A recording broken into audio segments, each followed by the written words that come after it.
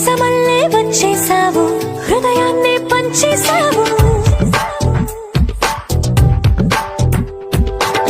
నీ కన్నుల కలలే తీసి నా కంటికి కాటుక చేసి నా మనసుకి ప్రాణ